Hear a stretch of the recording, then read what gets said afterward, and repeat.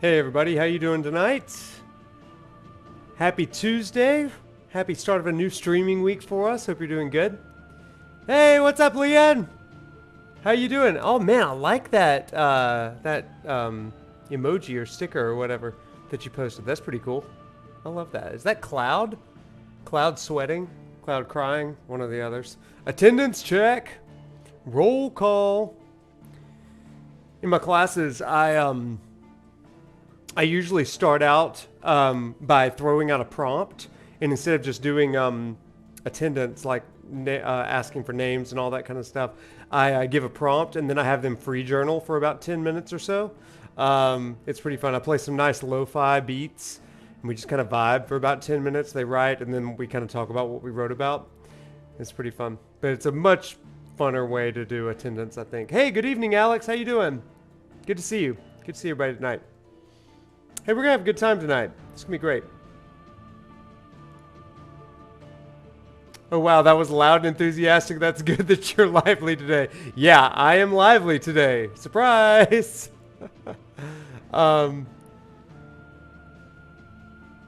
Yeah. This isn't gonna be a 5-hour stream like it was the other night, I'm gonna tell you that. It's a little easier for me to do a 5-hour stream on a Thursday than on a Tuesday. But we do have some good stuff to talk about tonight. Some good stuff. How's everybody doing tonight? You doing good? Doing good? Hope your week's off to a nice start. And if it's not, hope that we can make it a little bit better tonight. Let me change some settings up. All right. All right, well, let's go ahead and get started. Hey, welcome, everybody. Welcome to class, I guess. I am Wade, a.k.a. ProfNoctis, and I'm so glad that you have joined us for our lecture play tonight. Instead of a Let's Play, we do lecture plays. In case you did not know, I am an instructor at the University of Alabama. I did my dissertation on the impact of using video games to teach humanities, particularly Final Fantasy XV, used to teach Judeo-Christian kingship. So I combine religion, I combine video games, and we have a lot of fun doing these Twitch streams and YouTube streams. So tonight we are continuing with Final Fantasy XVI.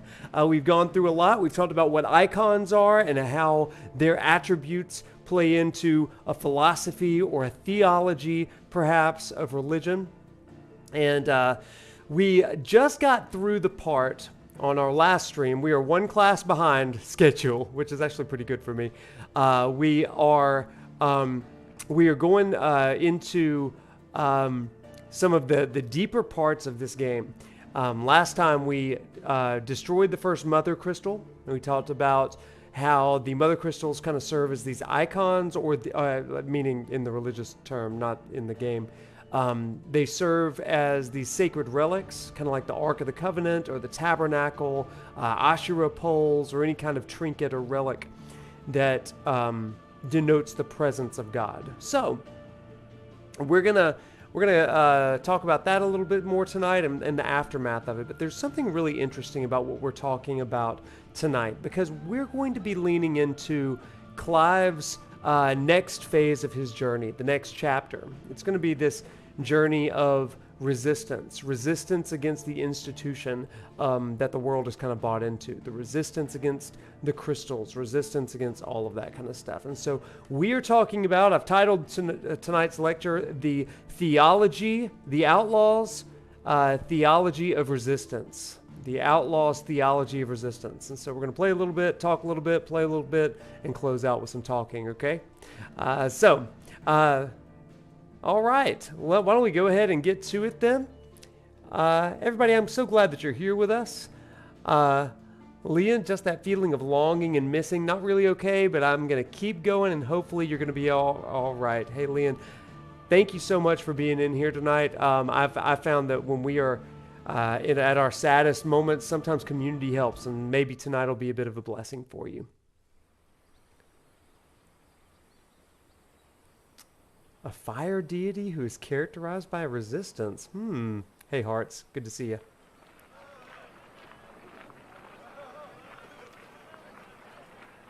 The finest silks from the master weavers of Randalar.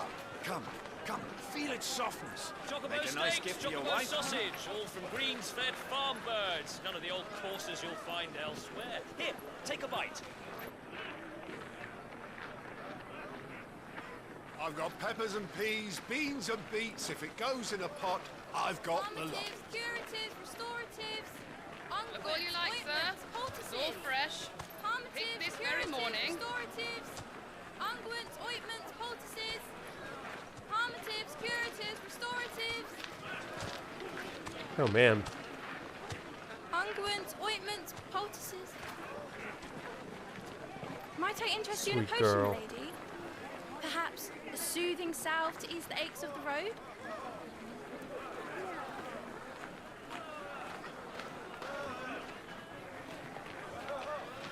I'm sorry.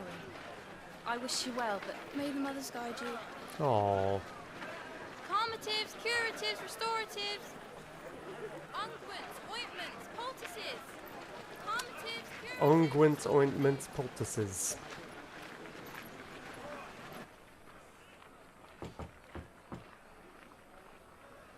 Oh man, it seems like a lot of us are having a hard day. Well, I'm so glad that you chose to be in this stream tonight. Like I said, hopefully we can make your day a little bit better. So, thanks for being here tonight. It's good to see you, Sid. Ah, good phrase, Leon. Yeah, I agree. Learned.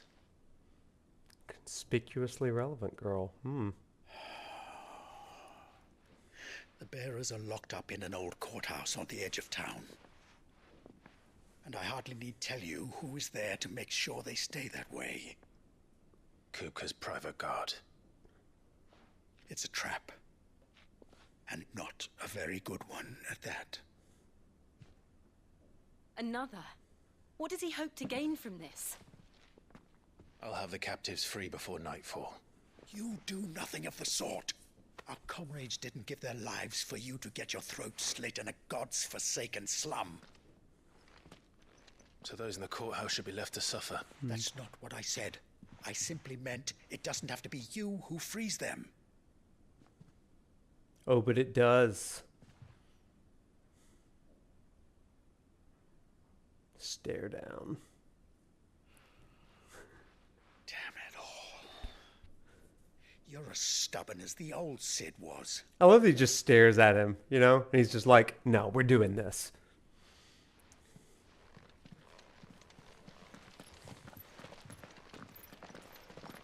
Just don't say I didn't warn you. You're Sid now, and if anything happens to him, we're finished.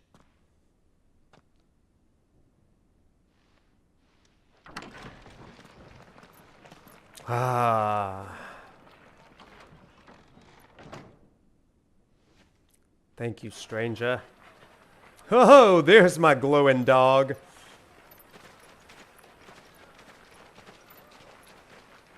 We love a glowy boy.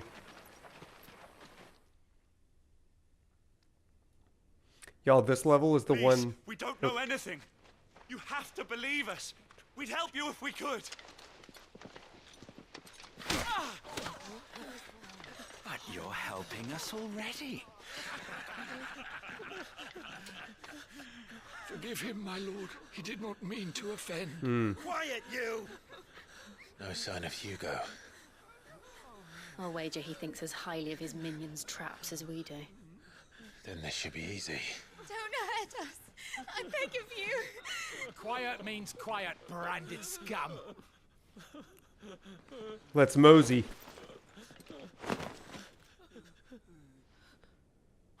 How black and white the morality is. Yeah, I can see it. I can see it.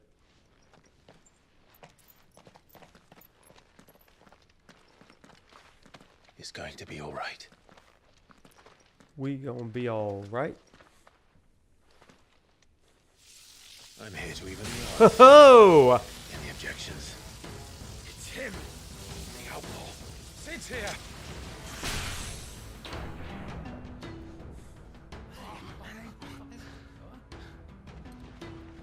Go on now. Come on.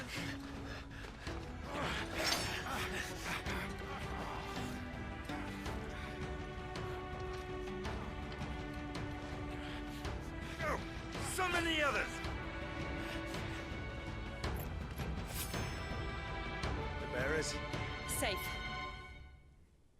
Alright, let's do it. Ow!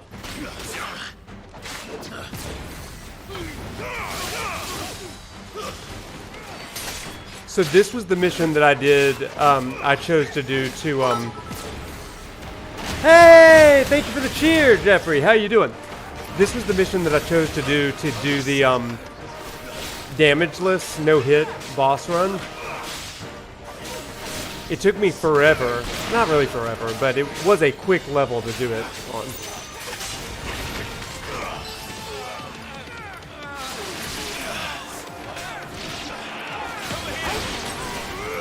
So good to see you tonight. Glad you're here.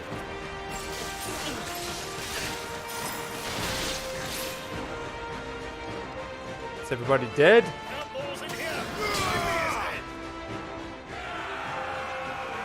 This is the only boss I know damage. Yeah, same, Alex. How many are there? I do love this song. Titan sends his regards. Titan sends his regards.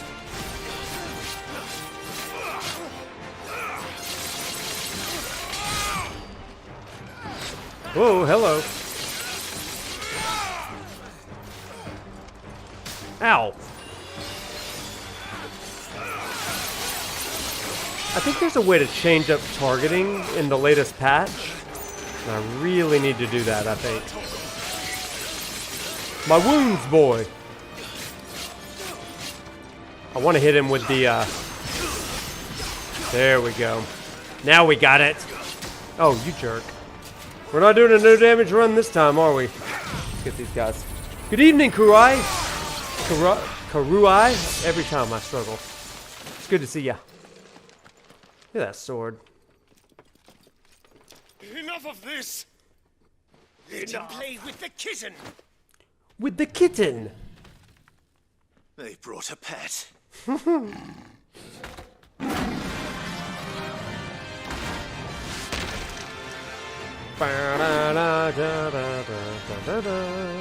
pay for what you've done, Sid.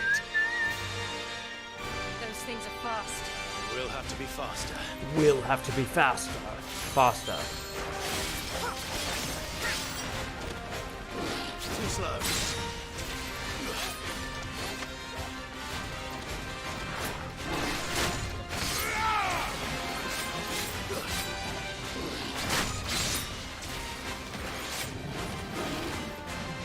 Oh, hello.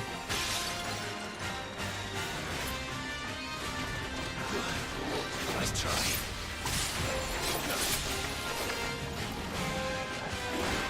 Ow.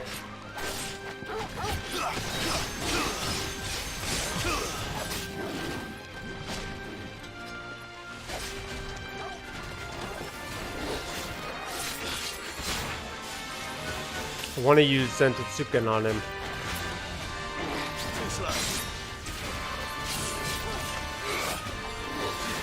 I actually just kind of want to charge it up, to be honest.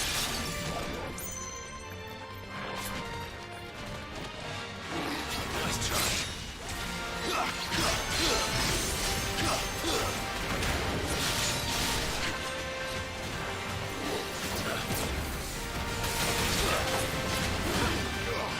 Oh, ow.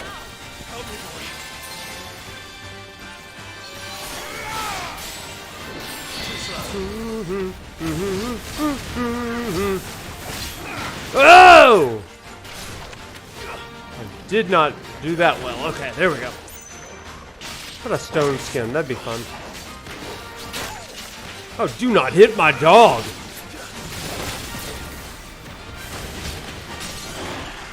Alright, that's what I was thinking.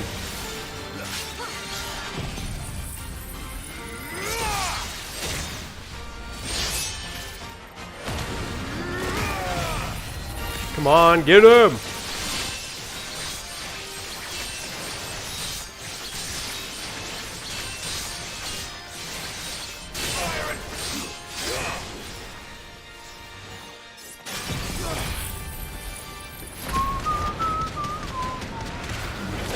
There we go, there we go, there we go. Hit him with some ice. Let's do it all. Let's do it all. Yeah. Now, boom, boom, boom, boom, boom, boom.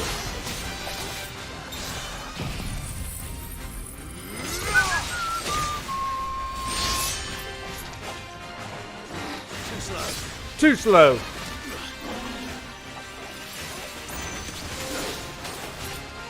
Oh, that was not too slow though. Woo! Again.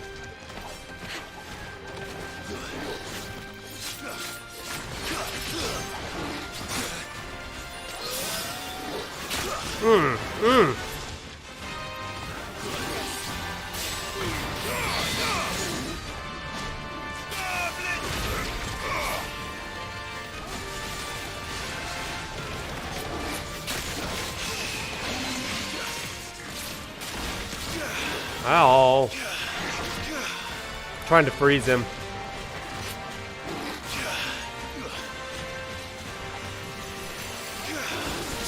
Trying. Failing. Oh, hey. I don't have a Garuda on me. There we go. Yeah! That's the combo I like. Freeze him and then a little dancing steel.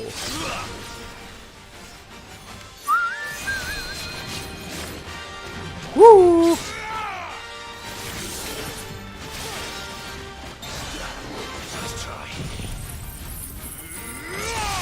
There it is. Oh yeah.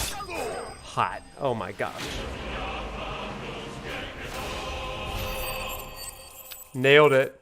All right, everybody. A few of you came in during that battle. Welcome. Glad you're here.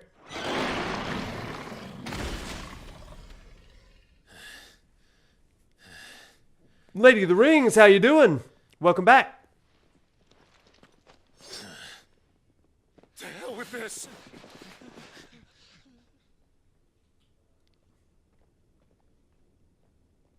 They'll tell Hugo. Let them. There's been more than enough bloodshed for one day. More than enough.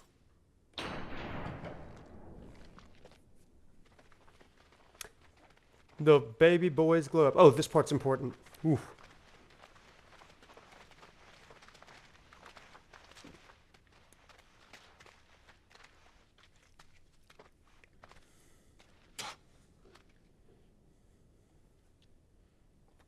Murderer. All of our friends are dead because of you. Do you hear me? They used us as bait. Bait to lure you out of your stinking hole, all because you couldn't just let things be. What are you even doing here? We never asked to be saved. Did you think we'd thank you? They'll never forgive us. We're all marked now.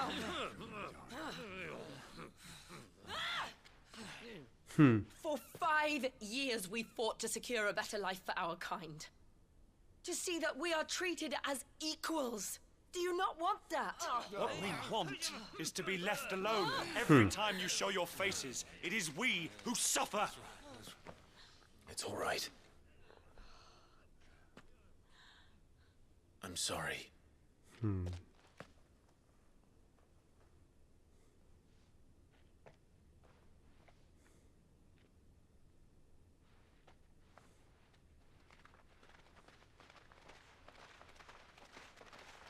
Just leave us be. This is our home, and this is where we'll stay.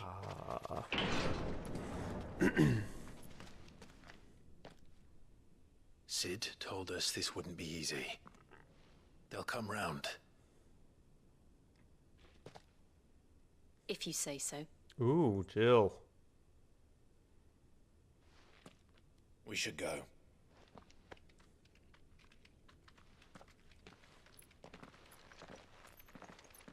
It's a tough spot to be in. Because you want to do what's right, but kind of at what cost, right? This is a great moment for us to start our first chat about the theme for tonight. So if you're just joining us tonight, our lecture is based on the Outlaw's theology of resistance. The Outlaw's theology of resistance. And so throughout a lot of religions, particularly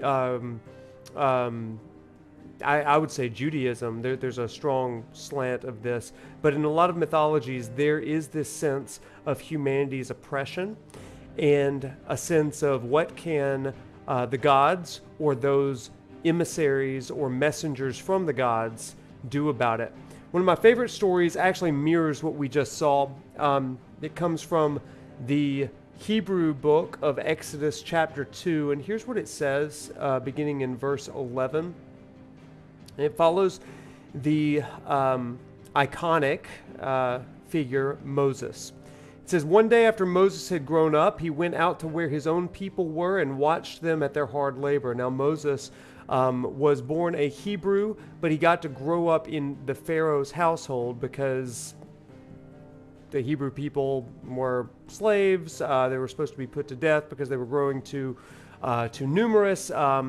But Moses' mother sent him or laid him in a basket down by the river. He was discovered by Pharaoh's daughter. Long story short, he gets to live as a dual citizen of both Hebrew citizenship, but mainly of Egyptian citizenship. So it says, "One day after Moses had grown up, he went out to where his own people, the Hebrews, were and watched them at their hard labor. He saw an Egyptian beating a Hebrew, one of his own people. Now looking this way and that, seeing no one, he killed the Egyptian and hid him in the sand. Well, the next day he went out and saw two Hebrews fighting amongst themselves. And he asked the one in the wrong, 'Hey, why are you hitting your fellow Hebrew?' And the man said, 'Who made you ruler and judge over us? Are you thinking of killing me as you killed that Egyptian?' Well, then Moses was afraid and thought what I did must have become known. And when Pharaoh heard of this, he tried to kill Moses, but Moses fled from Pharaoh and went to live in Midian."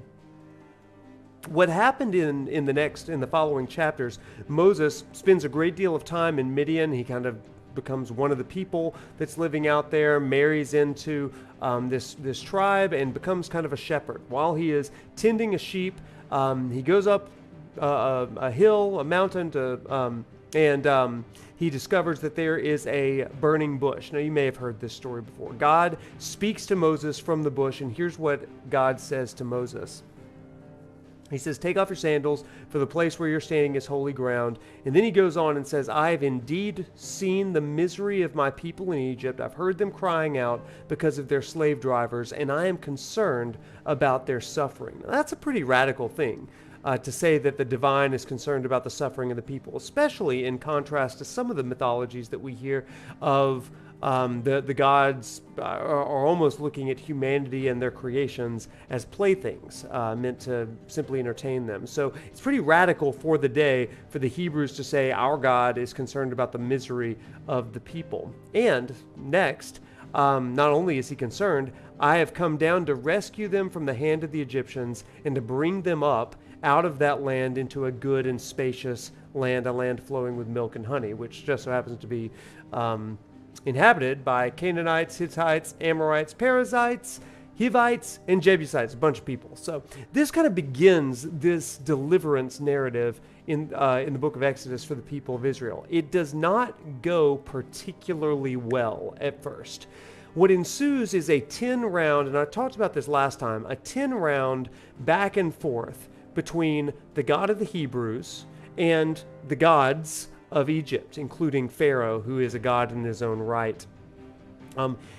God emulates or imitates the powers of the gods of Egypt and outdoes the gods of Egypt, according to these plagues. So the plague of darkness, for example, covers up the sun, which is an iconic god for the Egyptians.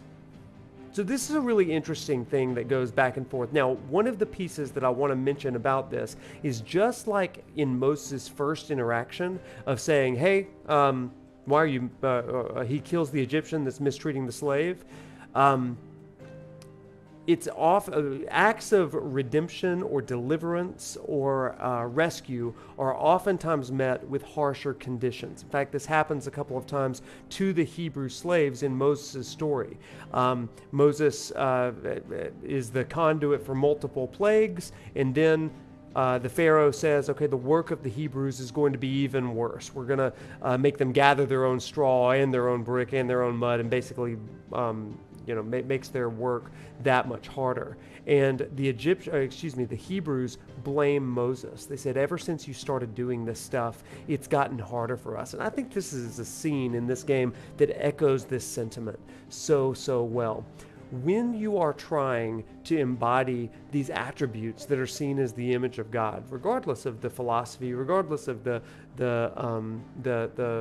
mythos or myths that it comes from, whenever you're trying to embody those things, there's always resistance. And sometimes you have to take 2 steps forward, 1 step back, and it's a grind all the way there. I love what Clive says to Jill. Sid told us that this wasn't going to be easy. And so he kind of keeps up his own perseverance in that respect. So kind of an interesting parallel with the story of Moses, and we'll certainly see more and more of that. It gets so bad at one point, once they leave Egypt and all this stuff through the Red Sea, some of the Hebrews in the desert, they say it would have been better if we died in Egypt, or if we had just stayed slaves. Like, why are we out here? Life is harder out here. At least we knew where our meals were coming from. This is the difficulty of deliverance from some of the systems and structures of the world. Sometimes the systems and structures of the world, even though they are oppressive, they're at least familiar and comfortable. And that can take some time to kind of overcome. Okay, let's get back to the game. What are your thoughts on that? Do you know other stories from religion or philosophy that might also parallel and mirror some of this stuff? Let us know in the chat. Let's go. And now we're off to the new and improved hideaway.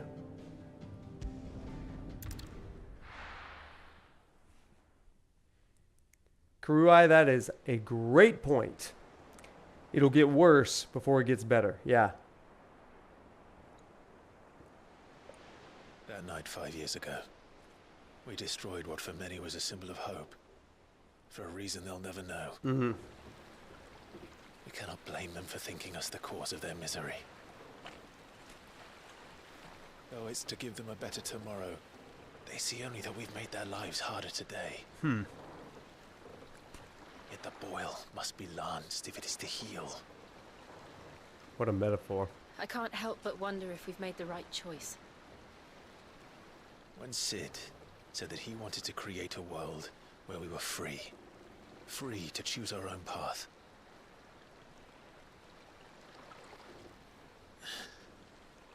I honestly don't think it mattered to him if that choice was right or wrong. Only that it was our own. I miss him. A world where we can live and die as equals. That's what he wanted. What we want. And that's why I bear his name. It's why we've all chosen to bear his legacy. And I'm not going to let anything stand in our way. Rides over, lovebirds, home sweet home. Yeah, what a sweet boy. Funny bit of lore here.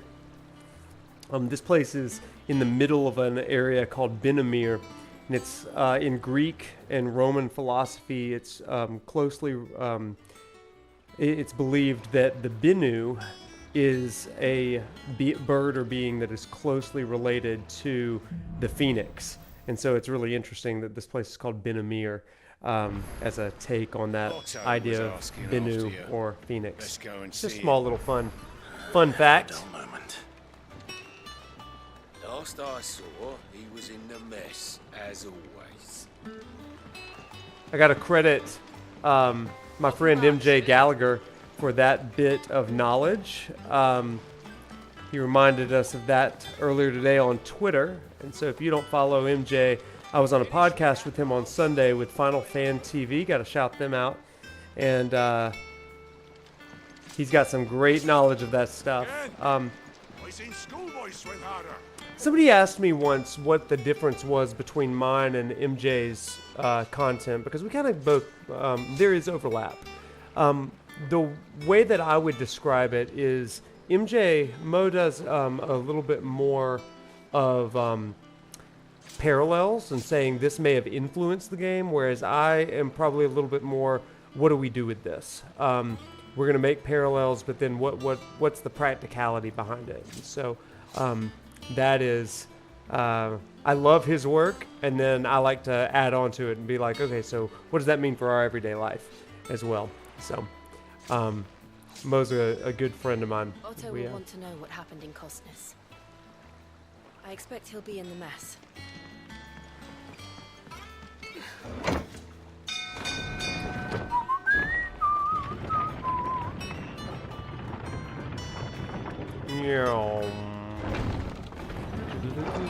I love this music so much. Sid. It's Sid. I never stay long here unless there's side quests, and then I'll stay as long as you need me. It is so cozy, right? This is just good music to vibe to. Ah, there you are, Clive. Word of your adventures arrived this morning. Victor sends his thanks. I doubt Kupka will miss the fools he sent to catch me. Not a single one of the bearers we saved showed any interest in coming with us. No one seems keen to join hands with an outlaw. Any news while we were away? None worth mentioning. Gav's still off keeping an eye on the Republican army. Should be back any day The now. Republicans? Understood. If anyone needs me, I'll be in the map room. That's such a funny choice in such a time of political Still can't work division. That one out. There must be better places than the hull of a gutted airship to bury your nose in a book. Yet this is where she's chosen to be. We love Vivian. I'm sure she has her reasons. Hello, Nectar. I trust I'm not intruding. Back from your mission? I'm beginning to think your habit of surviving cannot be attributed to luck alone. One might say the same of you, Vivian Ninetails. It's just funny to see a republic in a feudal style medieval fantasy. Yeah, it is. And none was especially memorable. So, to what do I owe the honor? Could it be that you've come for one of my lessons? Is that so hard to believe? We love a good lesson. Very well then. I love her lessons. Shall we start with the If I could do state of the lectures realm? like her, oh my gosh, To that'd be the best. absolutely no one's surprise, she finds herself at the mercy of armies and outlaws. Well, mostly armies. Though that's not for want of trying, is it, Clive? But the real question is, how did we get here? That is the real question. Vivian is gorgeous.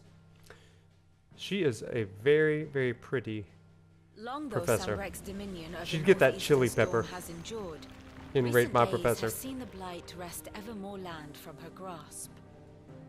For which reason she has continued to wage war on her rival across the strait, hoping to claim less blackened pastures.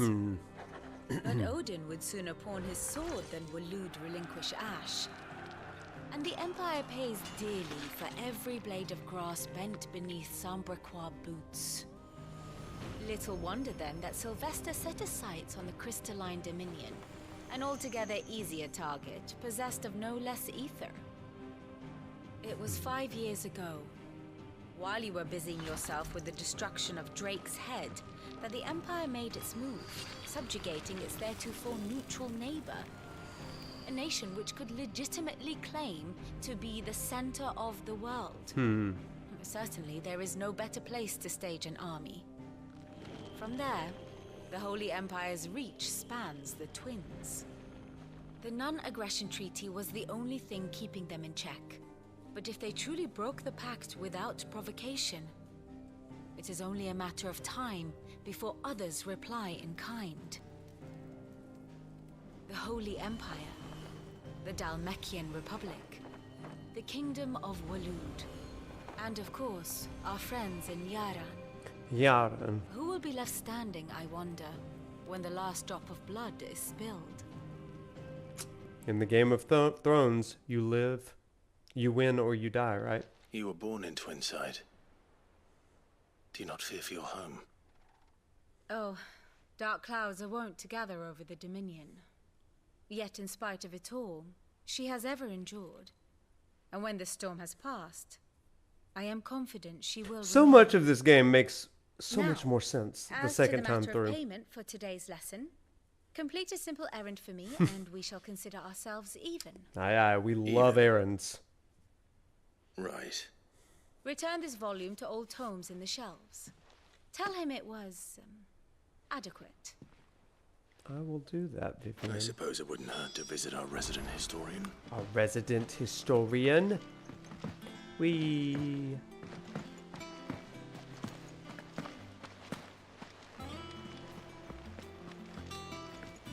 Yes, this music is so cozy. Oh, hey, Jill. Everyone in this game is so hot. Everyone seems so happy to see us. It's good to be home. Oh, I know one thing that we needed to do tonight. So I posted a poll earlier today on Twitter, or yesterday on Twitter, about, or X, excuse me. But it's about, do you hear Jill's constant clanking in the game when you're roaming around, running around? So we're going to put her in her normal clothes and see if when she's following us, we hear her constant clanking. One-fifth of the respondents, one-fifth of them, said that they heard her clanking. I hear it every time we play. It is like, I don't know if I've got sensitive ears or what, but... And I didn't play the first time in headphones either. It was like my normal kind of sound system. Weird. Hello, children. Oh, Tome said the hideaway is built inside an airship. An It's airship! called the Invincible. You never heard the clanking? Jealous. Norseman Harpocrates.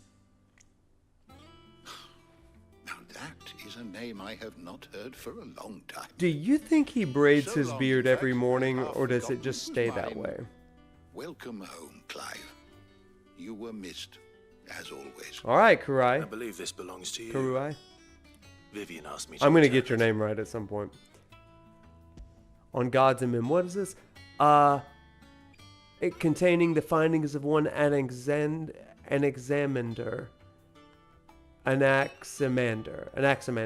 of Camber, a renowned theologian who spent most of his life chronicling Valisthea's diverse religious history. Well, I'd kind of like to read that.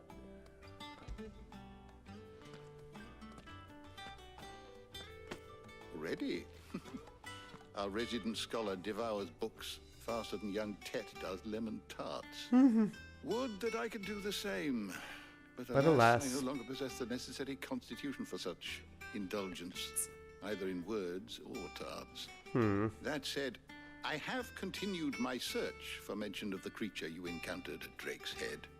But without access to the great libraries of Oriflamme or the Dominion, I regret that I have been able to find little and less. I am sorry. Again, I'm a little... Please, don't apologize. I still hold a little resentment that I I'll don't send get word to our associates. explore See if they can't furnish Oriflamme. you with more books. I fear it is not more books that I require, but the right ones. Mayhap we look in the wrong places. There are still libraries to the north. I'll see what I can do. You know, You are too I will kind. travel to every There are library not across many the in this globe, world who would Loresman. indulge the whims of a tired old historian. Not too tired to go filching Kupo nuts, though. Always got a pocket for him. Nicks him off the Moogle.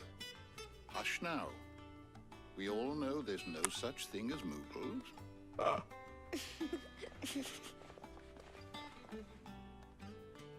The twins seem well. Aye. Yet they laugh far too little for one so Aw. young. It's kind of sad. The Yeah. loss of their parents weighs heavy on them, however well they hide it. Titan took much from us that night, from some more than others, and the wounds that remain, they are not quick to heal. Which is why we must give them all the time they need.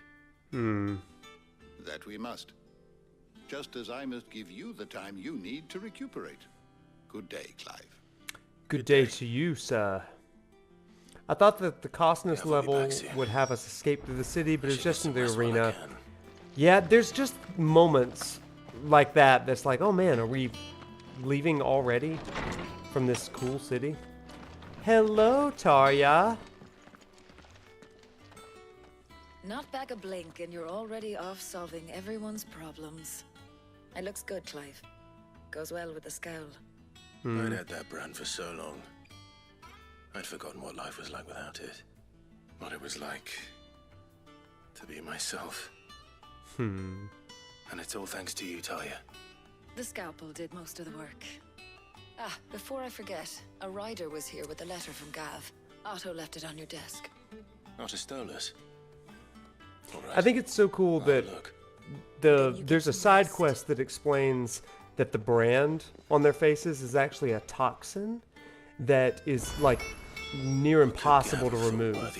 And so it kind of builds the idea that even though he's got a scar where that brand was, it's so rare and so dangerous to remove it that no one would assume that that was a brand. I think that's a really, really cool lore. Once Hey the hall's guys. swept, it's over to the tub and crown for me. Over to the tub and crown for me. Oh, hey, Jill. Jill is everywhere. She is ever present, omnipresent. The Republican army marches on the Empire of Twinside, and the men of the Rock have been summoned to the front. Something big is brewing, I reckon. I'll see you're done to wear upon my return, Gav. Thanks, Gav. What does Gav have to say? The Republican army is on the march, leaving Uh-oh. Randalar in Hugo Kuka's charge. With him and his men occupied with the defense of the capital, they're less likely to trouble us. Good news, then. Good news. It's What is happening? This is our chance. Are we still there? The one we've been waiting for.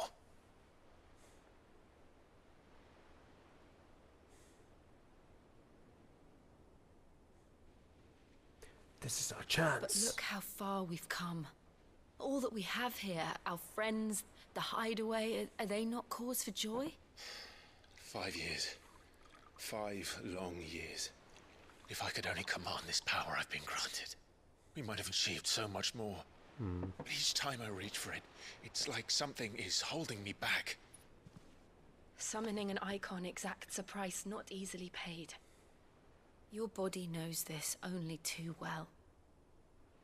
It's merely trying to save you from yourself. And every burden I cannot bear falls to you. This mission of ours has made me question everything I thought I knew. But one thing has become abundantly clear. The crystals take more than they give. In exchange for momentary comfort, we must endure a lifetime of pain, war after war, loss upon loss. And now they rob us of our very homes, leaving naught but dust. This is a key. A key You're trying to speech. change that. We are trying to change that. And to me, that's no burden. I know, but Try not to forget. We're only here because Joshua gave us a second chance. It would be a pity to waste such a precious gift.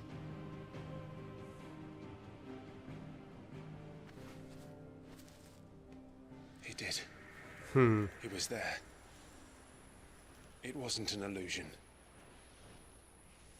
I heard him call out to Ultima.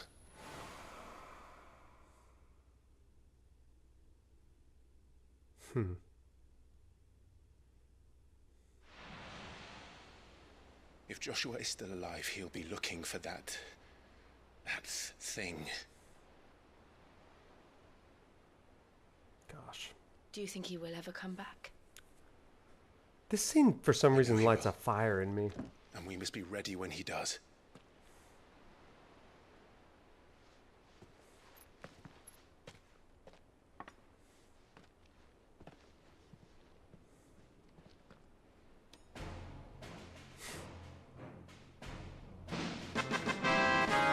Hey, Princess Nina, thank you so much. What a good time to follow. Thanks for following.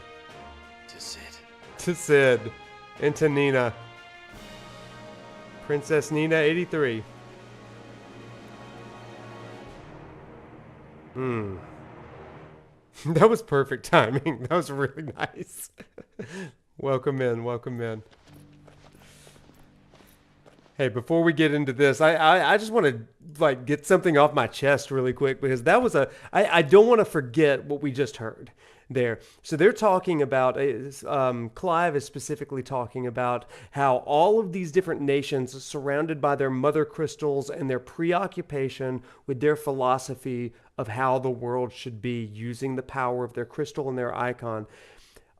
He says, what good has it brought us? All of this kind of stuff. And what I love is that Jill says these mother crystals take more than they have given to us.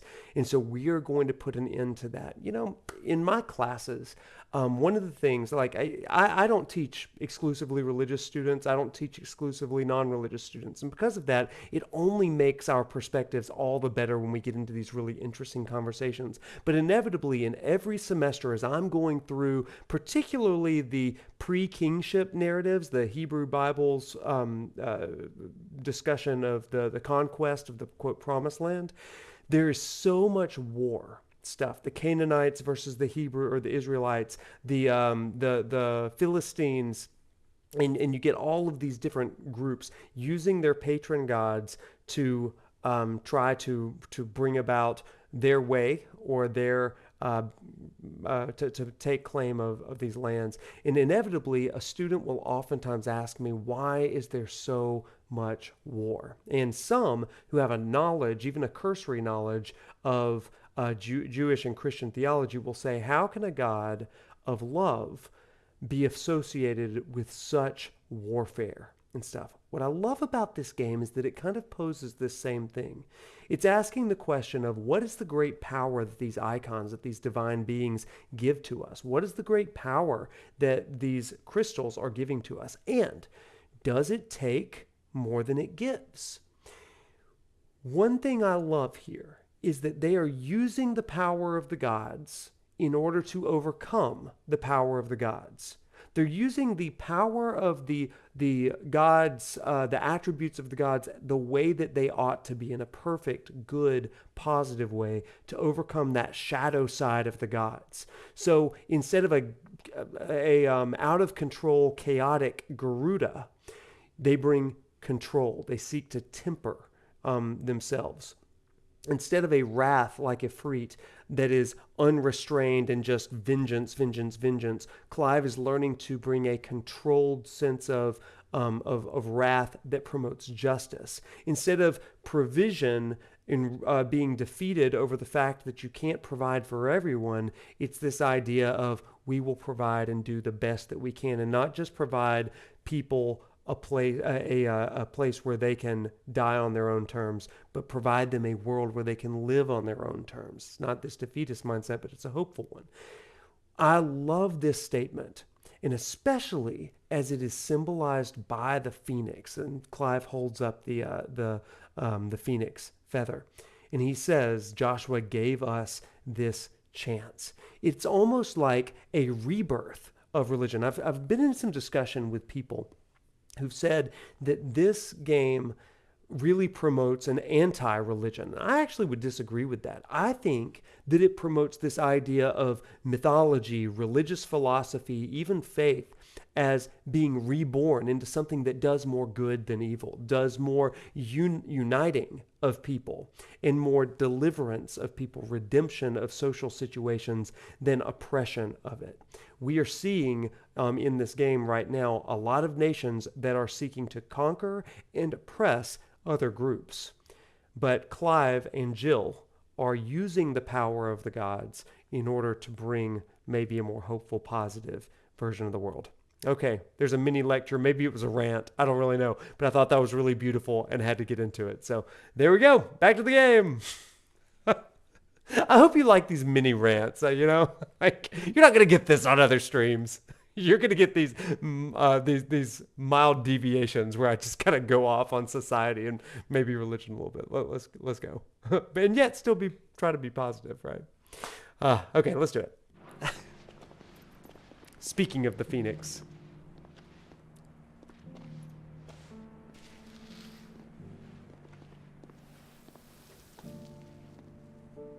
And so the North is lost. I knew that the blight spread ever more swiftly, Your Grace. But this is far, far worse than any could have imagined. It is only a matter of time before the twins are no more.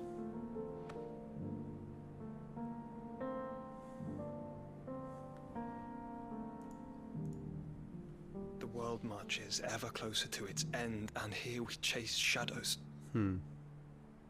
Tell me, brother, are our efforts in vain? They better not be. They were just inspired by your phoenix feather.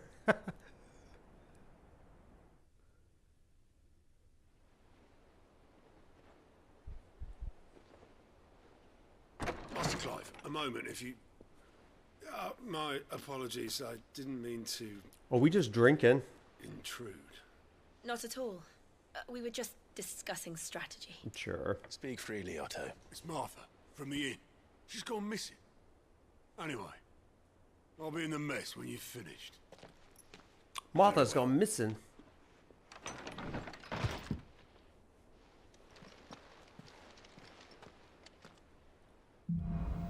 All right, Jill, it's time to go. Let's see if you clink and clank. The rest.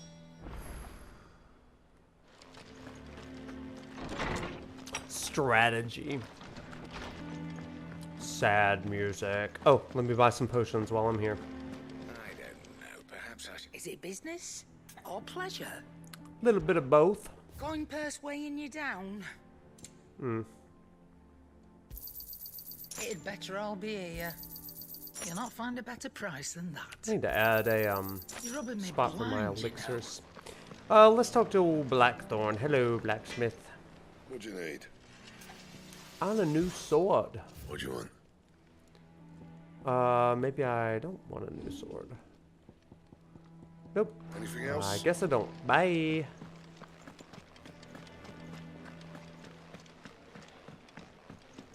Whee.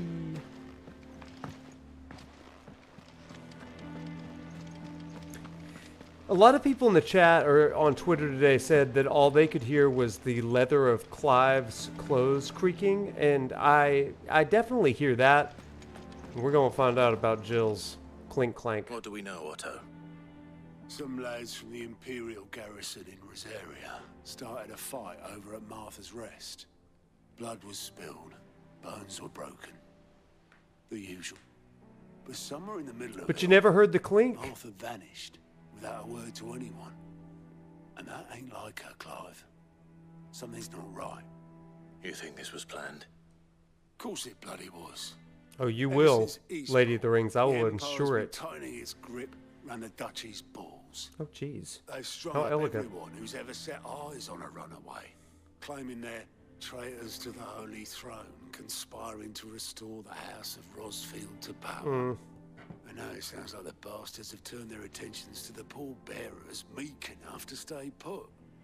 Naturally, old Martha could see the way the wind was blowing, complained that it was getting harder and harder to take bearers in. And now she's missing. If she's fallen into the hands of the Empire, we could be next. Couple of curse breakers are already on their way to the inn. They should speed up the search. But if this is as bad as I think it is, you might end up having to save their asses and all. Don't worry, Otto. I'll make sure everyone gets home safe.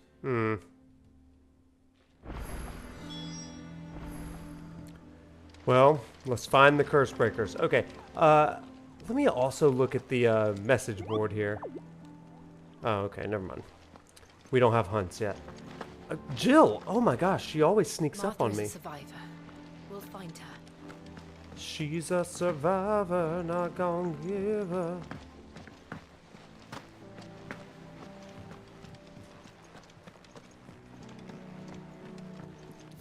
Does Blackthorn have a side quest here? No, but there's cock and ball.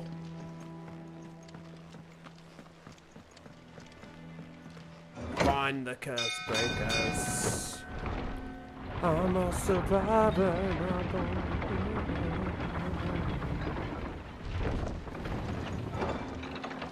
Okay. I don't remember the cock and ball side quest, but I think it's on the way, so. We're not going to do all the side quests. I've decided. We're going to do the Blackthorn ones because that's what we need. Bilge. For the, Everything all right? Aside from the holes for the trophy. in my hull, everything's rosy. The lake water doesn't agree with it, then? That's one way of putting it. And unless you got some grand scheme to suck the black from the lake like we do in the atrium, that slurry will keep eating away at the timber like young Ted does our lemon tarts. Ted loves his lemon tarts. That's the second time we've heard somebody talk about it. For a moon or so, assuming we had any pitch, which we don't. Not any bloody more. Doubt the old tub's got more than a dozen runs left in him. Okay, fine, I'll help. Just a little, Of course, though. Obolus. Your skiff is our only means of reaching the mainland. Without it, we'd be lost. Well, I'm glad someone round here sees it that way. To make pitch, you need pitch trees. trees. But in case you haven't noticed, live trees are one of the 1,000 things sorely lacking. Okay, Now, I'll take care of it. I'm not so unkind as to ask you to fell a faraway forest and lug the logs back here. All And right. it just so happens, I once heard Sticky the thorny wax. pitches of Curltail Falls cover themselves. All right, let's do it. Thank you, sir. Now let's go save some people. And let's listen for Jill's clinky clank. Clinkety clank. Ah. Okay, so, well, I guess we're not going to fast travel. We're just going to start here.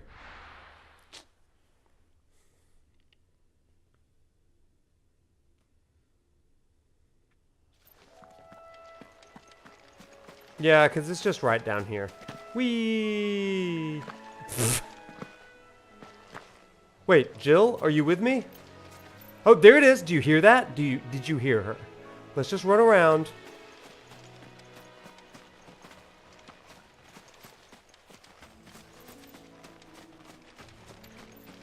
Do you hear it? It's like in my left ear right now.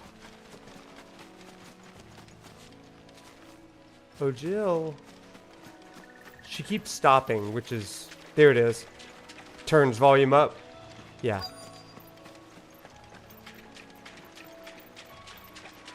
Do you hear that nonsense?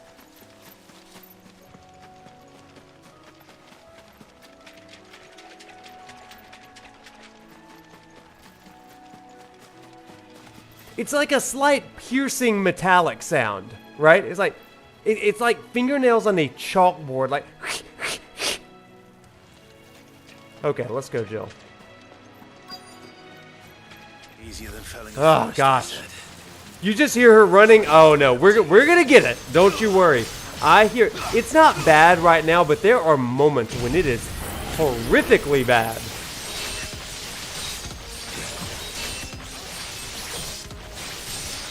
Like a chime, a really small bell. It is like a really small bell that just will not stop clinkety clanking.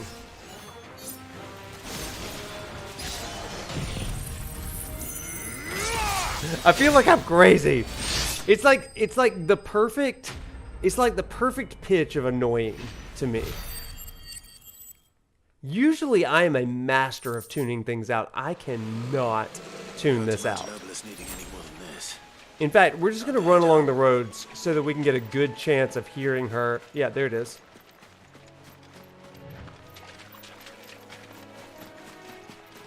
Do you hear that? Oh my gosh, it drives me crazy. Okay, come on, Jill. There it is, right there in the right ear.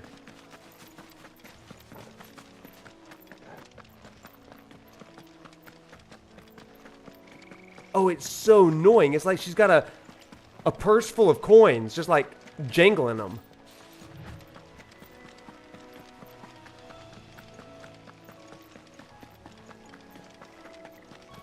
It's super annoying. I don't know. I think it is. It must be at a frequency only some people can hear. Really, like, it is so funny. Like, I guess I'm not gonna worry about ever going deaf, or maybe I will. I don't know. Maybe it's the opposite effect. Isn't Torgal? Like, what are you talking about? Also, what's up, Aslan? Oh gosh, there it is again. I heard it. I really do think that it might be a very specific frequency. It's like that stupid blue or gold dress. It really is. I am shocked that some people cannot hear that clinkety clank.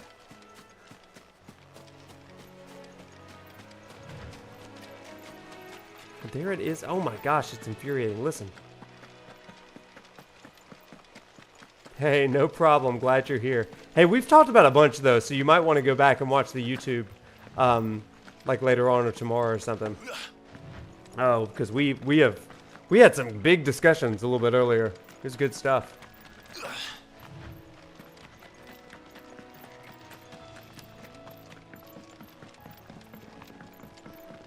You don't hear that? It's like literally like grating.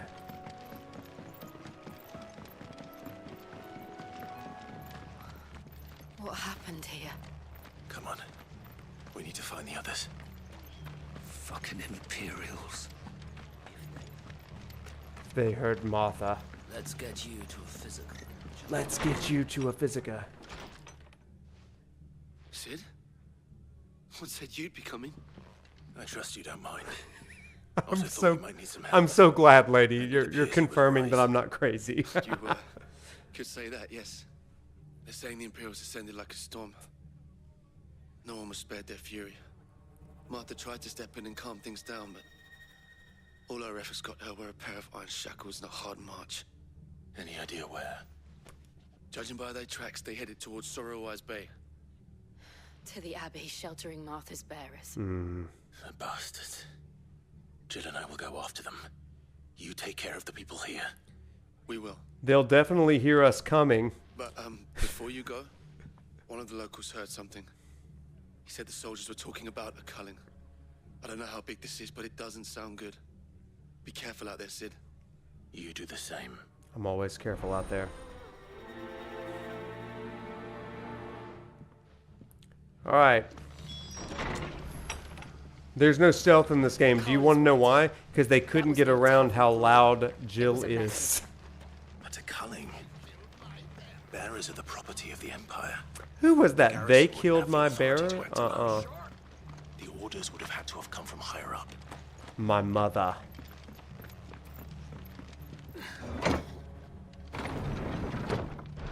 Whee! That's a good toggle.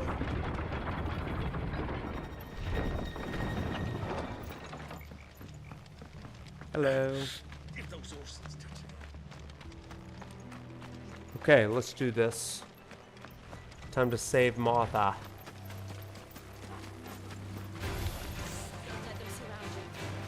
I will not let them surround me. Up ahead. Oh, it's you, Martha. Martha, are you hurt? Don't worry about me. It's them at the Abbey who need you. You have to do something. Tell us what happened. What happened? The damn Black Shields, that's what happened.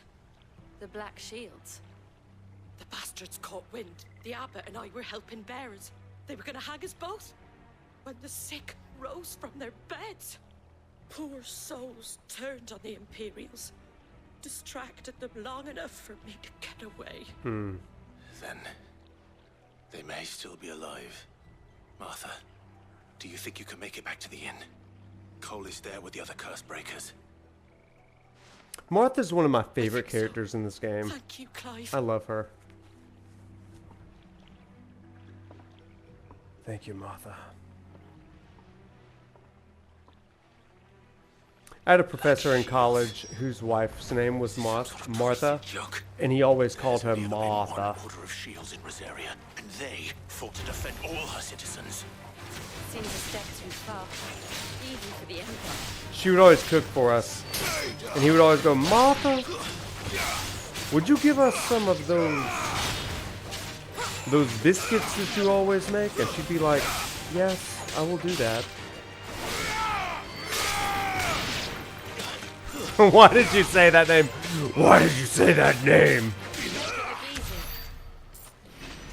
Why did you say that name, Martha?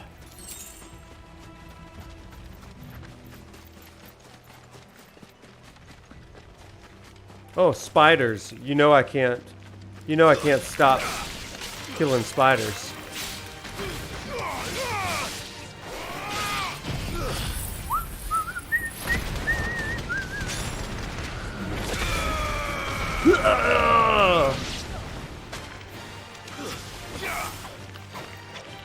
Well, how many whiffs? How many whiffs?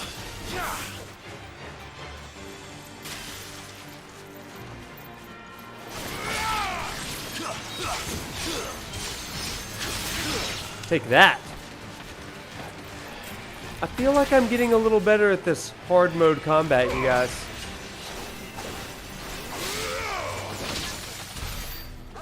Granted, we're fighting low-level enemies right now, but still, well, we're good. Oh no. Are we too late? There might still be someone inside. Kind of looks like it. Jill.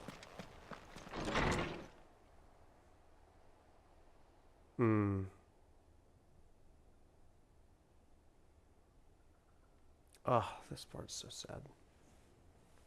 No. Damn it. I thought you lot were all spent. Murderers. They drove the bearers to this. Wait. These two aren't turned. That bitch of an innkeeper must have sent them. Hmm. Colluding with the enemies of the Empire is a serious offense. And for their crimes shall they be punished. Such is the law. To dwell in darkness, that we may purge the night and welcome lasting dawn. What's up, Hoven? Our swords we swear. How dare you speak those words? Have you no honor? Clive. This won't take long. So again, this definitely goes with some of the Moses stuff that we were talking about a little bit earlier. When Moses sees that the Hebrews are being mistreated, I mean, he kind of steps up against it. And so we see this happening with Clive again and again here, which is really, really interesting. Also, if you're just joining us, a few of you have joined over the last few minutes, I hope that you'll be sure and go back and look at some of the earlier things. We've done, oddly enough, 2 lectures already tonight. So, we've had some good times tonight. We're also seeing Clive living out the very best of his iconic abilities or attributes, which would be that tempered wrath. The idea of wrath that is promoting a sense of doling out justice and provision. Kind of mixes with the other best parts, no longer living out of the shadow. Really good stuff here.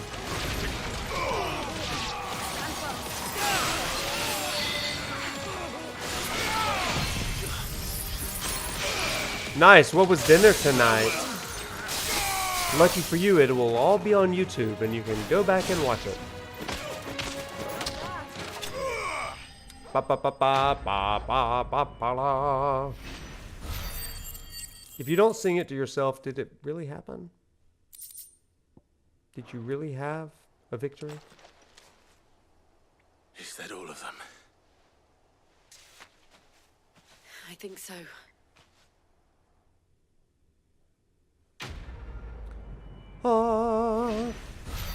You better sing it to be sure, just to be sure, you know? Ba ba ba ba pathos begets mythos. I didn't see the abbot. He may still be alive. Ooh, burrito place. That sounds good. I had a pork chop.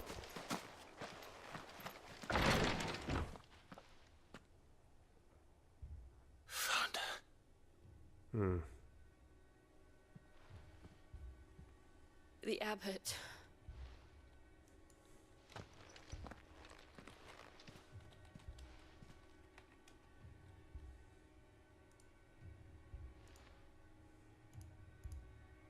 The bearers died protecting it. Calling upon what little magic they had left in their bodies. Clive. He's breathing.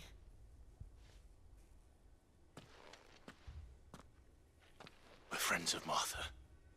We're here to help. Are the Imperials dead? They are. Every last one. If only that were true.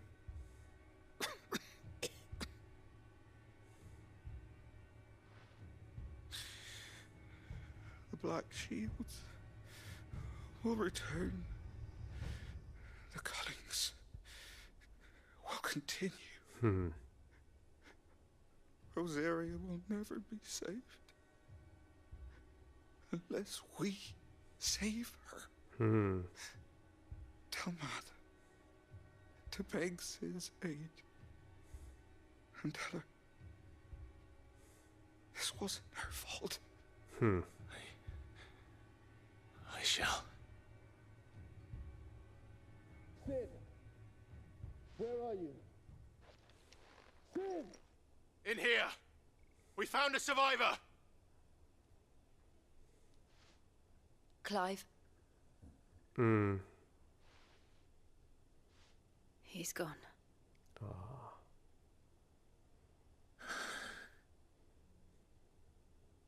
It does kind of explain why they couldn't just rise up and use their magic to protect themselves, because the more they use it, especially in a war scenario, the quicker they will turn to this stone. We've laid the abbot to rest.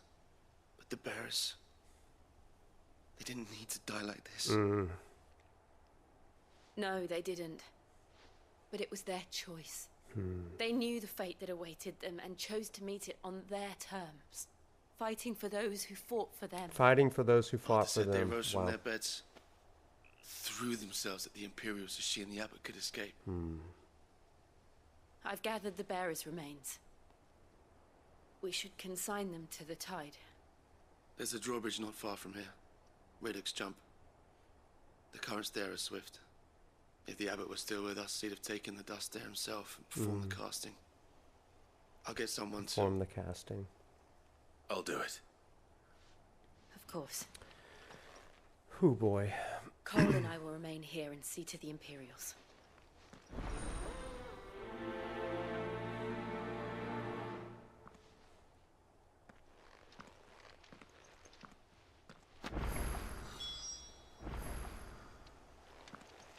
This is such a sad moment. But it's a moment that I do want to take a moment to consider. So let's just kind of stand over here away from away from enemies for a second while I talk about this. Were slaves used in FF15, or is this the one? Is this one of the first FF narratives with that issue? They were not used in 15. At least not to my recollection. If they were a very, very small part. It wasn't included in my dissertation. So here's one thing that I do want to mention here. This is, speaking of Final Fantasy XV, this is a moment that seems to also parallel a moment in the kingship history or narrative of King David. And I want to actually read a part of that story to you. Because again, tonight it seems like we're talking about these stories of people paying for the good, righteous deeds of others. There's a town, I'm going to be referencing 1 Samuel chapter 21 and 22, and there's a town in these two chapters of David, King David's story in the Jewish histories, called Nob, N-O-B. And if you've listened in or been a part of any of my Final Fantasy XV lectures, you know that this is a big part of some of the stuff that happens there, but this is actually another really great part for that as well. David is on the run from King Saul, who's trying to kill him. He's escaped from his castle or from palace, and he's running. He's on the run, and he comes to a place of priests who are the go-betweens between God and the nation of Israel. And David seeks a moment of respite or refuge, sanctuary from Saul in this town. And it's a town of priests, and they give him some bread, some holy bread, and they also give him a sword, which is very RPG-esque. You go to the inn, you get a sword, and it's the sword that David used to kill Goliath, which is a whole other story. But here's what it says when Saul finally catches up to the town of Nob. It says, Saul had heard that David and his men had been discovered, and Saul was seated, spear in hand, under a tree with all his officials standing at his side. And so they go to the city of Nob, and while they are at the city of Nob, he asks for the priest, the head priest there, and all the priests of the town came before the king. And Saul said, now listen, why have you conspired against me, giving David bread and a sword and inquiring of the divine for him, so that he has rebelled against me and lies in wait for me? And the priests kind of stand up for themselves, and they're like, no, this guy is great. You love David. David's a good guy. He's essentially like a son to you. And the king said, no, surely you will die. So, no discussion, you're just dead. So he turns to his guards and he says, kill every one of them. The guards actually say, no, we're not going to do this. But there's another guy, a guy named Doeg, who turns and slaughters 85 men who were priests. He also put to sword not just the town of priests with its men and women, but also its children, its infants, its cattle, its donkeys, and its sheep. Now, this is what's really important. I think it really parallels what Clive is experiencing here. One of these priests, the son of a guy named Ahitub, escaped and fled to join David. And he told David that Saul had killed all the priests of the Lord. And here's what David said to this son named Abiathar. He said, that day when Doeg the Edomite was there, I knew that he would be sure to tell Saul, I am responsible for the death of your whole family. So stay with me, don't be afraid. The man who wants to kill you is trying to kill me too. You will be safe with me. And what's interesting about this is that David's trajectory begins to change. He begins to be this protector for people that are kind of facing the wrath and vengeance of this mad king. Before David is even king, or before he becomes king. He's anointed for kingship, but he's not king yet. So here he moves from being a person on the run to a refuge for others who are suffering injustice. I see this a lot with Clive here, and I think that's a really, really cool piece. David then uses the power of his own faith, his own power given to him by the divine, his trust in God, to subvert and undo some of the works of Saul. Kind of interesting stuff there. All right.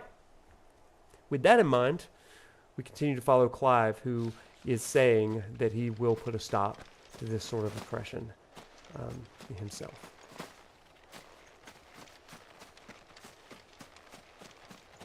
All right.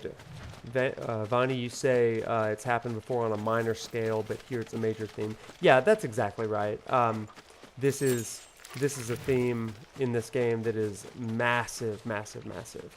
Whereas in other games, it really is hinted at in some ways. There are definitely some slave narratives, I believe, especially in Final Fantasy XII, and in 13 for that matter.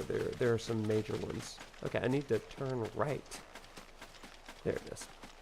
Oh gosh, a first hunt. This one's going to be tough. Are we ready? Let's fight him.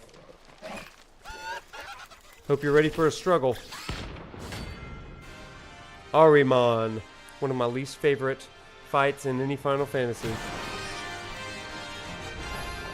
Oh gosh, he's much higher level than me too. What am I saying? Of course it has. It's a floating eyeball.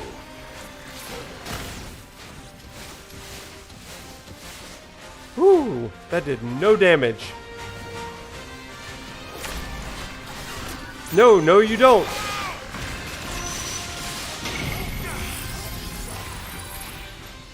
The timing is a bit awkward with this boss, isn't it?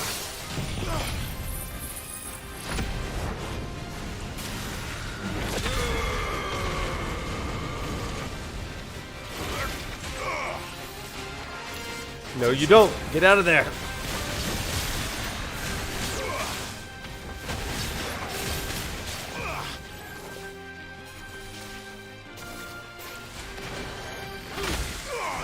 I'm getting good at that.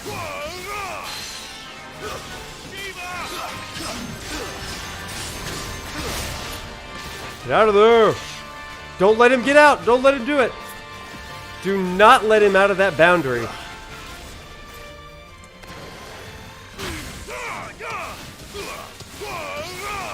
Heck yeah.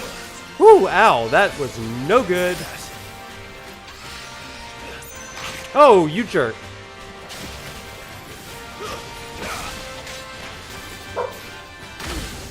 Take that, take that. Let's go.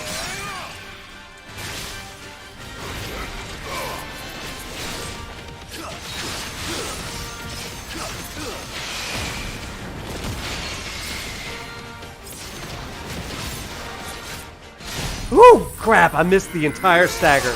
Dang it. Ah! It's okay. We're doing okay, though. No, get out of there! No!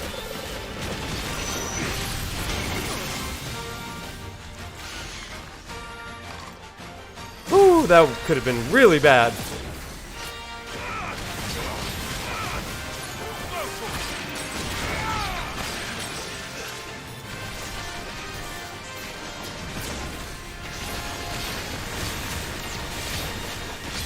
Don't let him get out of there!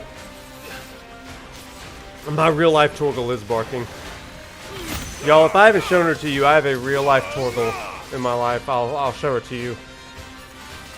If we one-shot this, I'll do it sooner. Dang it, I missed.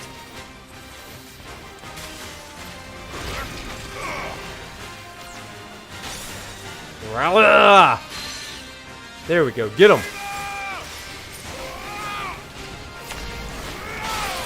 Crap. Can also see it on my Twitter. Get out of there.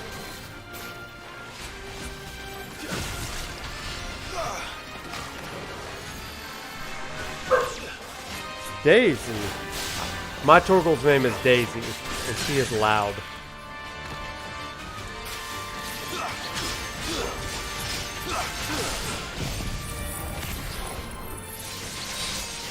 Okay, here we go. We're doing surprisingly well for this fight. Maybe we're done with struggle streams, you guys. Wouldn't that be nice?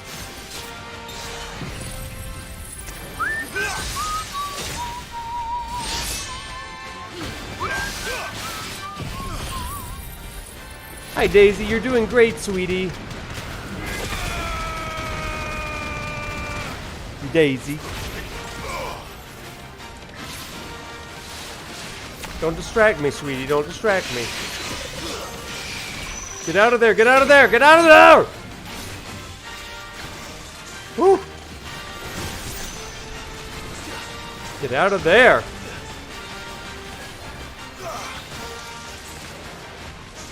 Don't let him do it to us. Oh boy. Do not let him get out of here. Do not do it. This is stressful.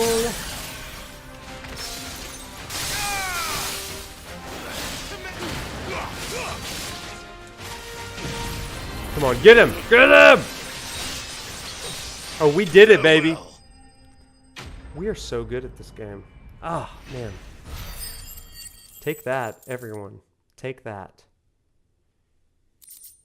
Ahriman, or Angra is the main evil or Satan, equivalent to Zoroastrianism. Also, it's Doom. Got me on the first playthrough.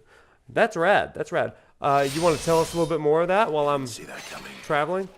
Tell us a little bit more about that.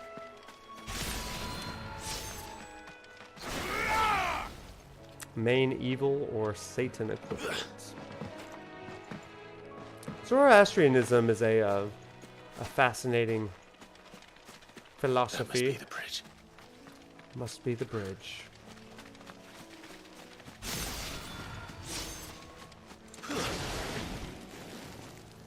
Oh, I did. Okay. Before we do that, Daisy, I did promise that. Thank you for keeping me accountable. Daisy, come here. Daisy, come here. Hop up. Come here. We're about to show. Come on. It's time for your camera. Come on. Oh, what a sweet girl. Hello. There she is, my Torgal. The people want to see you. Please don't knock down the camera. Come on. Hop up. Come here. I'm trying. This is not great. Come here. Hop up. Get up. Good girl. Come on. Good girl. Are you going to play in my lap for a bit? There we go. There she is. There's my Torgal. See my Torgal, everybody? She's kind of scared. She's a precious baby. Can we say hello? Oh, that's the microphone. Uh-oh. There she is, my Torgal. Hey, do you see that light? Is the light bothering you? There she is. She is a precious baby. Oh, gosh, she wants to play on the keyboard. She also wants to just be held like a giant baby. ProfNoctis launches her as a rocket. Yep, here's my Daisy girl. Doesn't she look like a Torgal? Like a miniature Torgal? I found her in the woods when she was about 6 weeks old. Here she is. She's very nervous. She's confused watching Clive. Yeah, isn't that a sweet girl? Okay, Daisy, we got stuff to do, so we're gonna keep playing. You can just kind of lay here. Don't get on my cords, though. Okay, I know, it's confusing. All right. So anyway, that's my Torgal. She's going to hang out with us. Torgal and Red. I've got another dog named Fisher. He's a 90-pound hound dog. Sometimes I call him Red. Yep.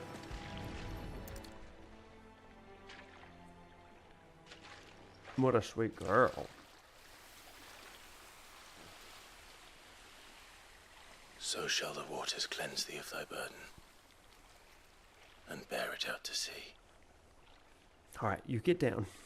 She's very stressed. Okay, get down. Good girl. And now they are truly free. I hope so. What of the Imperials?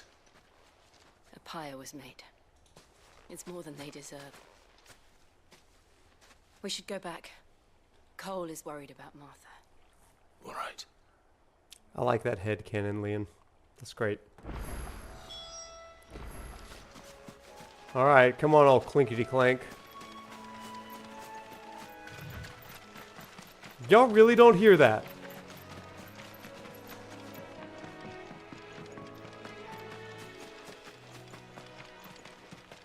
Yeah, it's mute now. And then when she starts running, oh gosh. There it is. How can you not? Clink, clink, clink. Clink, clink, clink. Clinkety, clankety, clink. Thank you, Hoven. These people are gaslighting me, telling me that they don't hear it. Thank you, Founder.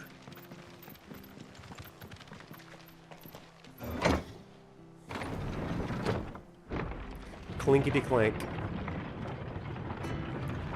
Jill, what on you is making that? Is that the chainmail? The chain belt? Clinkety clankety clink. We'll return to the hideaway as soon as we've finished. Ministrations. Hey, Martha. No one survived then. I'm sorry. Before he passed, one of them bade me tell you not to blame yourself. Doesn't mean I won't. Doesn't mean their blood's not on my hands. Cole said you cast their remains. That was good of you. But it should have been me. This was all my fault. How? You couldn't have known. But I did. And I turned a deaf ear to the warnings like the fool I am. The rumors started moons ago. Of black-clad devils descending on villages in the dead of night to slit the throats of sleeping bearers. But I assumed it was all just nonsense concocted by the Empire.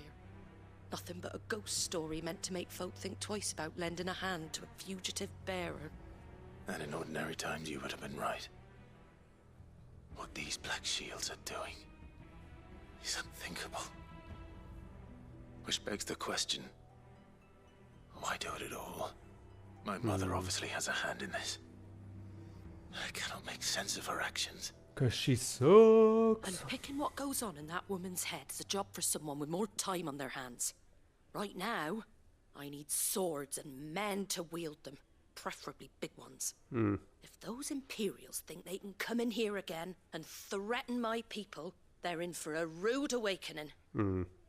Oh, before I forget, a Stolas from Otto landed just before you arrived. He asked me to tell you that Gav has returned. Then we must as well. Will you be all right here, Martha? We can stay longer if you wish. No need. I'll be ready should the Imperials come calling. Though I wouldn't turn my nose up if you were to lend me a pair of them strapping young curse breakers.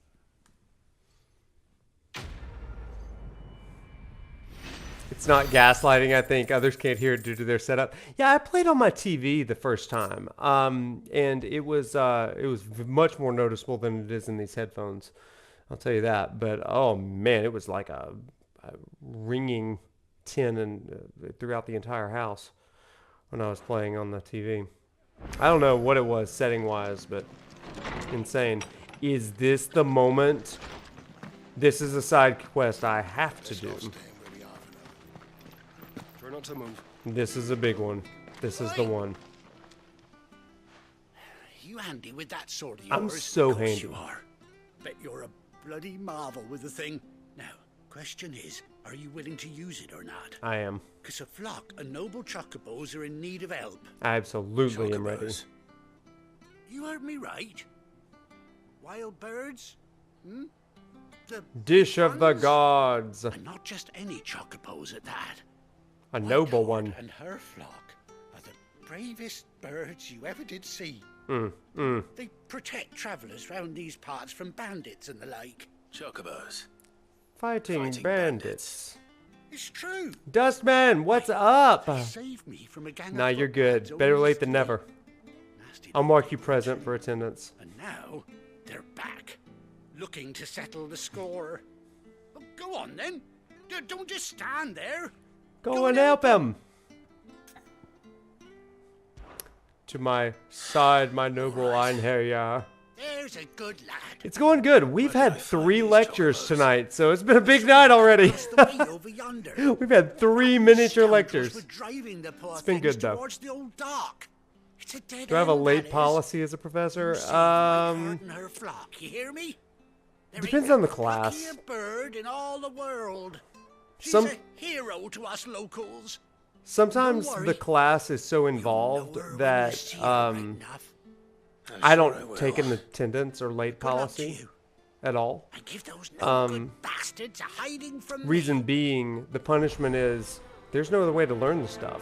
I mean, there is not a site out there or a book that you can read to get the information on Final Fantasy XV and the Bible, right? So, because I haven't written it yet. I'm not going to lower their grade worse than that. White Hart. But I will say, because of that, my my attendance is usually like 95% or higher. It's strong in my classes. All right, Clive, let's do this. Where are you, White Hart? What is threatening you? Oh, it's the white chocobo feather. A white feather. That's a large feather. I thought Ambrosia was one of a kind.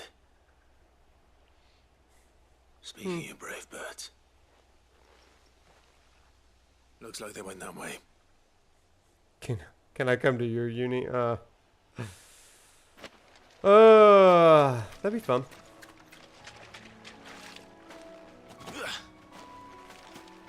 If they would let me teach on Final Fantasy. Not every place does that. Somehow the University of Alabama does, but...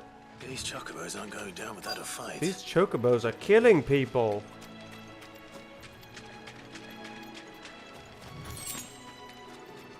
Oh no, you don't. Power the Phoenix. We got you cornered, Feathers. We got didn't you think cornered, you'd seen the last of Feathers. us, did you? You've been bad for business. But I reckon someone will pay good coin to mount your head on their wall. Not around here, they won't. Oh. Not on my watch. Why's that, eh? Because she's something of a hero in these parts. You hurt her. And I hurt you. Piss off. Or better still. Boo, Hoven. We do not bet eat we hurt you chocobos. both. Alright then. But don't say I didn't warn you. Fish are friends, not food.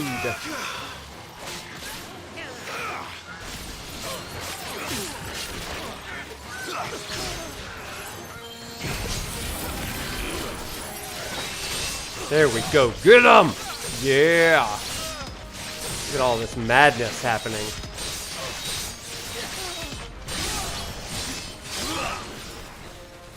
Alright, and into it. Yes! Kill that to KFC. Oh, boo. KFC. They don't know what they've done.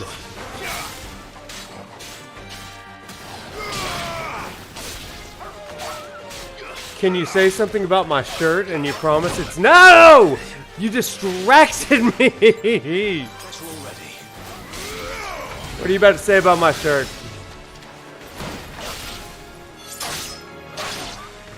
Oh no! No, I'm every time you DM me or every time you do this. Oh my goodness. I can't read the chat. Ah! Isn't ambrosia just fluffy ice cream, cheese, and fruit? I don't know, but I cannot do this. Ah! No! I am getting wrecked. I'll save it for after the battle. Oh my gosh.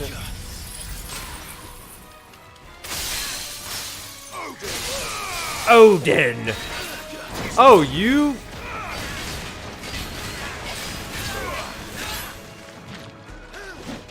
Oh! Oh! You thought.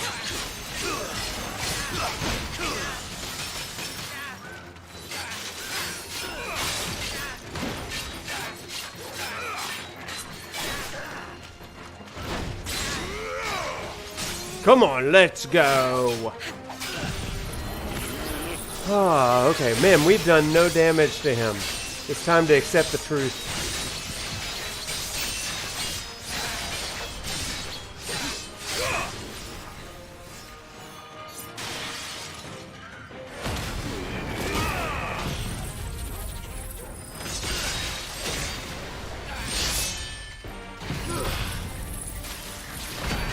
Let's let him have it. Everything you've got.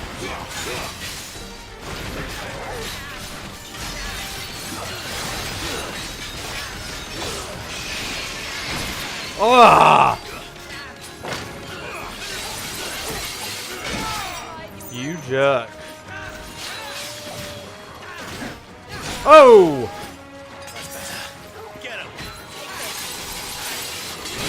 Oh, that is annoying! Nice try.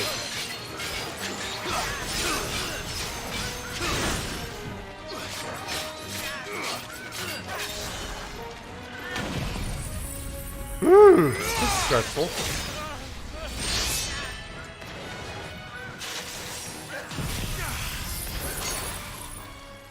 Take that! There we go. Give him all you've got. There we go, there we go, there we go. Feeling good.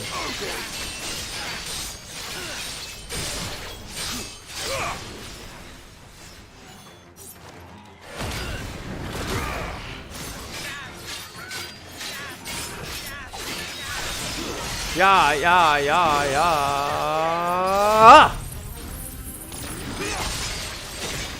There it is. Nailed it. Never doubted it. Never doubted. Okay.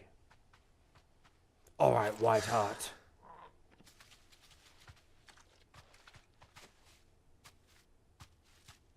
You're safe now. You're safe now. Whiteheart, I presume. Whiteheart.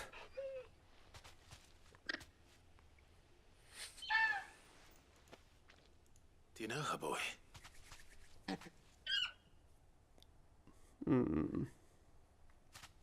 That scar. That scar. It couldn't be.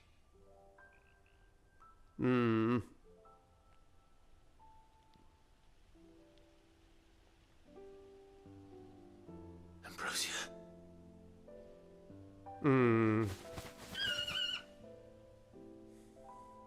It is you. You survived.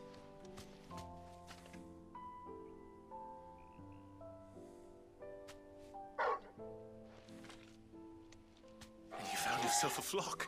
Aww. This is one of my favorites. Oi! Is it over? I thought I'd come and see how you were getting on. Oh, well, you sorted the bastards then. I knew you would. And the whole flock made it through unscathed. Thankfully, they did. And not only that.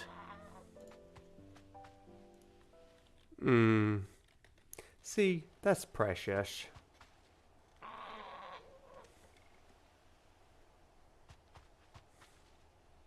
Well, I love that quest so much. I never stopped to think our hero here might once have been someone's mount. Though I dare say she'd suit a fine fellow like yourself. Reckon our feathered friend must have learned a thing or two from her master. Oh no. No. Sorry. An ad on my other screen. Like her would have cost a princely sum. You born a lord or something? Well, Oh no, sorry. I didn't mean to pry. Don't matter who you are. You done right by me. What is it, girl? She wants her master back, I reckon. Oh. And I'm glad to have her back. Never walk again, I say. Seems our pals agree. Is that it? You want to come with me? Yes. Bugger me if this ain't a heartwarming sight. The lads down the stables will be hearing about this tonight. Oh, stay right where you are. Right where you are. Are you going to give me something?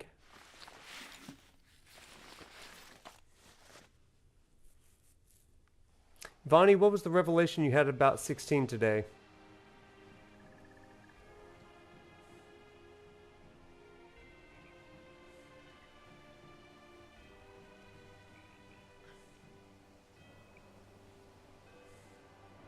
Doesn't she cut an handsome figure, eh? Doesn't she? Indeed. I love How much it. do I owe you? A few scraps of leather's the very least I owe old Whiteheart. Oh, I'll be sad to see her go, of course. But she's earned her right to happiness and more besides. She has. Don't you worry. What a good We'll get chocobo. along just Also, fine does without anybody her. know how long chocobos live? You hear that, Whiteheart? You've earned yourself some time off. You have fun traveling with your master now. Hmm. You seem awful familiar now I get a proper look at you. That's it. When those chocobos swarmed my car on the road, didn't you? Oh no, you're right. The shirt is a plaid pattern. That fellow was a bear. And it's kind of a... Must have been my double. It's like a 3D eye shirt. Oh, that'll be the excitement getting If you to cross me. your eyes, Silly an sod image that of a I am. chocobo appears. Pay me no mind. Anyhow, best be on my way. Hmm. Good luck to the both of you. Ooh, interesting. You take care of your flock for now. I'll call you when I need you. Oh, Vonnie, that's a great point. That's a great point. We are, let me tell you this. We're going to talk about that. We are going to talk about that. That exact thing, but it'll be our last stream together. That's when we're going to talk about it. So get excited. Get excited about it. Ambrosia's tack. We got it. Quick. Chocobo unlocked. Heck yeah. Never walk again. That is a fair point. Fair point, Vonnie. Okay, to the hideaway.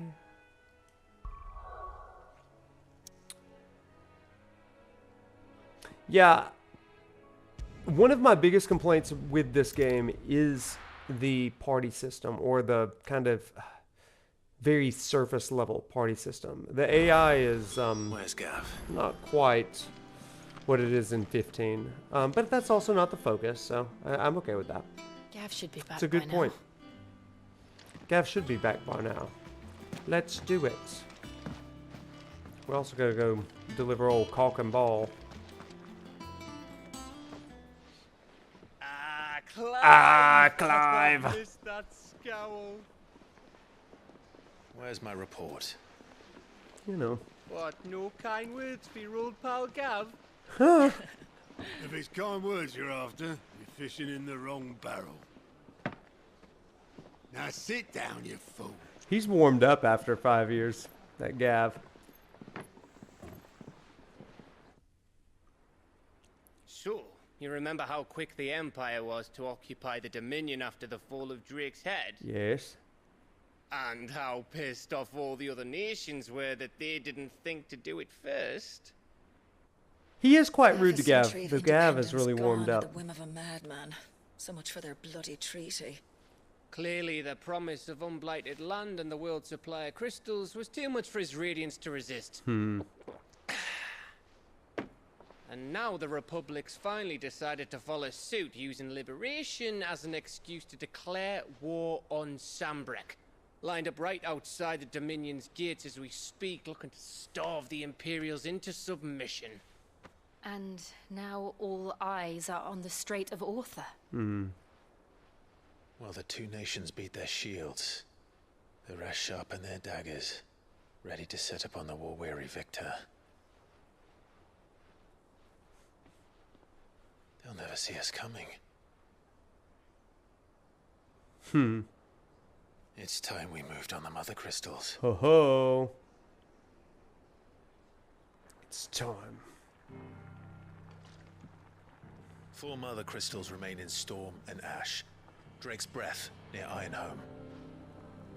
Drake's Fang in Dhalmekia.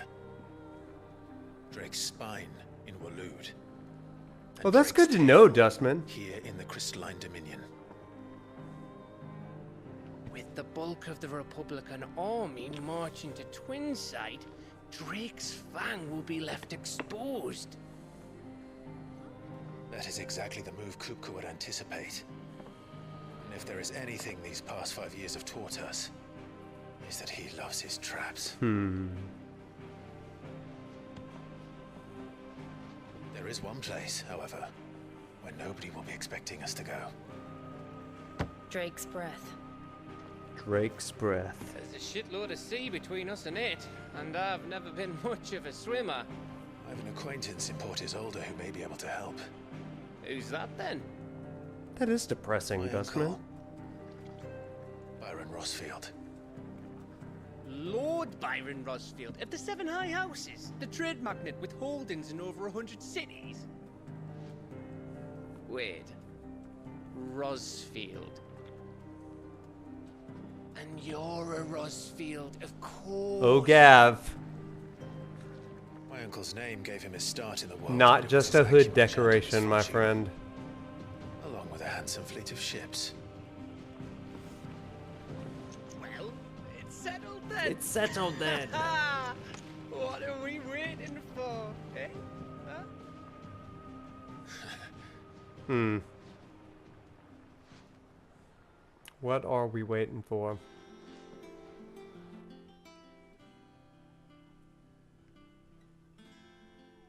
These two and the Moogle.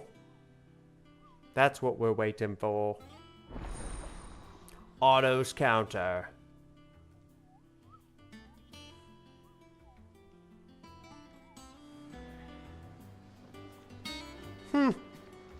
Amazing. What are we waiting for, indeed? What are we waiting for, indeed? Okay, that's the cock and ball thing. Alright,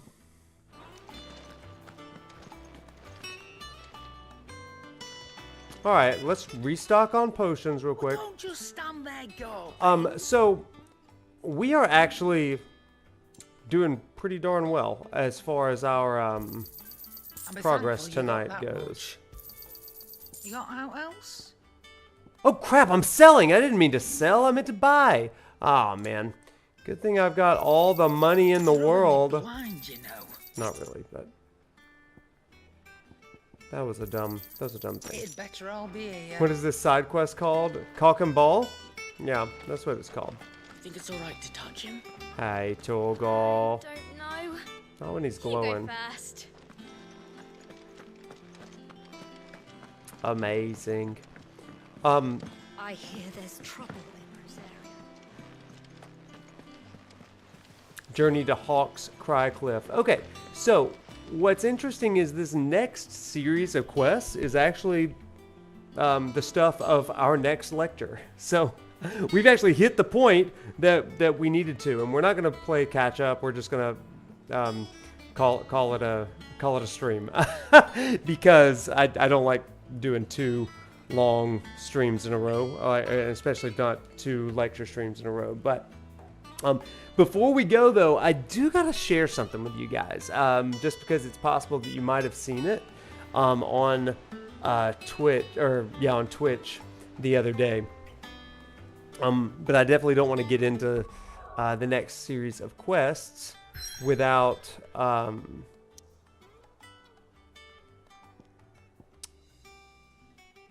I